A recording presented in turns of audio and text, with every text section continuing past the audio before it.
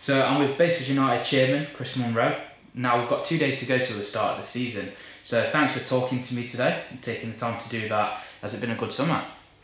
Been a good summer, Jack. Very busy. We've been very active, both on the pitch, off the pitch, around the ground. So yeah, it's been very busy, but managed to take some summer holidays to sort of balance it all out. But yeah, we're very excited. Been very busy. So there's 2 days until the start of the new season.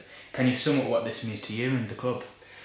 Well, it's one of those situations where, sometimes you have to keep pinching yourself because, let's not beat around the bush here. We're sort of mixing with the big boys of non-league, and, this is little old Baseford, and we're just, a couple of days away from a momentous journey that we'll continue on as we, mix it with some really big clubs. But yeah, we're delighted, and we're looking forward to it. So obviously it's been a very, very busy pre-season for both on and off the pitch. Can you sum up for your spectators what you feel the objectives are for the club this campaign? I think the objectives are, there's numerous. There's one on the pitch. Obviously we've got to be competitive, and as I say, the guys, management and Gandhi and that have done a great job. There's been a lot of work on the recruitment, a lot of focus on pre-season. So I think on the pitch I'm hopeful that we'll have a good season. I think from the club's perspective, it's just adapting to this level we're at, and that's not just obviously on the pitch, it's the infrastructure of the club, the whole ground. So there's a bit of work to do, but yeah, we're happy, but we're delighted to be here, obviously. So everyone's talking about it, but the ground developments, there's a lot been carried out so far. Is there more in the pipeline though that you can sort of share with us? Obviously where we are with that is you can't do anything without planning permission. Unfortunately, that's the way of the world. We've had all our planning permission granted now for I think 3 stands we've put in for, which is over a 3-year period. I'm hopeful by the end of the season we'll have another 2 stands up. One will be a big stand on the far side behind the dugouts, and we've got obviously the base gone in for the 600 terrace stand that's down the far side. But our objective is we've got to get this ground up to a 3,000 capacity and make it feel like a ground that's fitting for this environment of football. So it is a new era of the club, without a doubt. And do you have a wish this season? Do you have something that you're really hoping for and hoping that will happen? I think there's a few things, obviously from the playing front.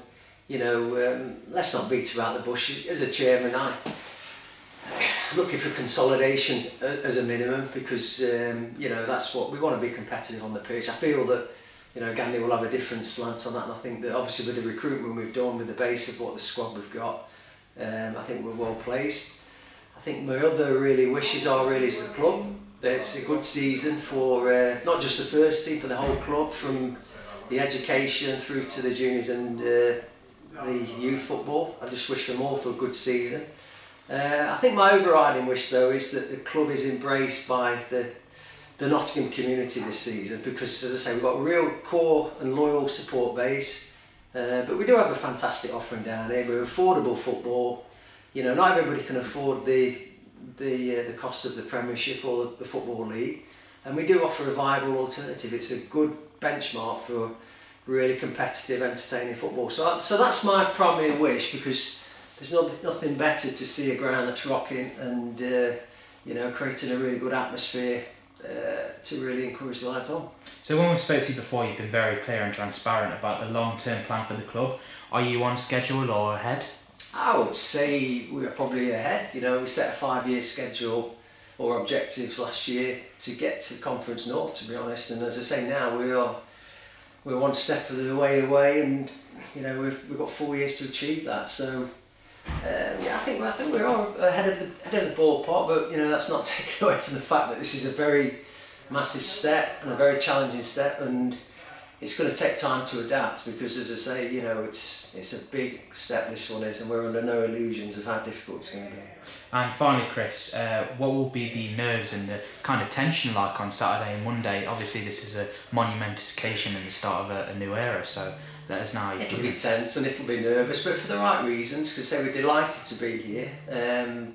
But it will be, until we get that first point on the board or the first win on the board, then it will be nervy. And again, it's the fact that it's so much of an unknown. We don't know what we're coming into, because we don't know the bulk of these teams. So it's going to take time to adapt, I've got no doubt. And I think that You know, there may be some hiccups along the way, but I think that as long as we show progression, I think we'll be happy, and you know, hopefully we can get a good draw in the national cups as well. So and make an impact there, because I think this club's due an FA Cup run and a trophy run to some decent levels, to be honest.